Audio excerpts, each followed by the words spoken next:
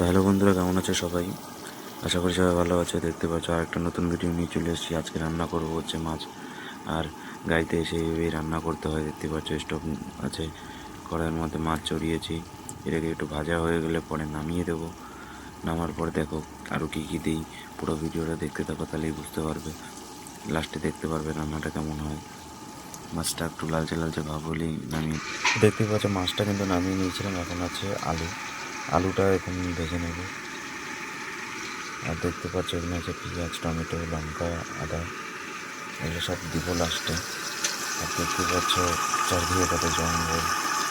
গাড়ির মধ্যে আসলে এইভাবেই রান্না করতে হয়। এটির সামনে হারিয়ে যাচ্ছে গাড়ি, আর এদিকে আমাদের এদিকে রান্না হচ্ছে। দেখতেই পাচ্ছ চারপাশে কত জঙ্গল, কত কি দেখতেই পাচ্ছ। সব কিছু দেখা ভালো মতন করে। তো এখন আলুগুলো ভেজে নিচ্ছি একটু হলুদ আর লবণ দিয়ে। তাহলে একটু সবজির টেস্টটা একটু ভালো হবে। আলুগুলোকে একদম ভেজে নিচ্ছি।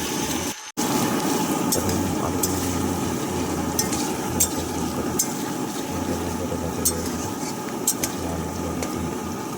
দেখতে পাচ্ছ আর এখানে আছে কষা মাংস কেটেছিলাম। তো এখন সব কিছু দিয়ে দিচ্ছি। আলুটা একটু রোস্ট হয়ে গেলে সব কিছু দিতে থাকি, কষা হচ্ছে। কষানোর পর দেখো কত তখন ধরো ভিডিও দেখতে পাচ্ছ ফাইনালি তরকারি রেডি হয়ে গেছে। মাছটা দেখে মনে হচ্ছে কোনো কালারটা দেখে লাল লাল হয়ে গেছে।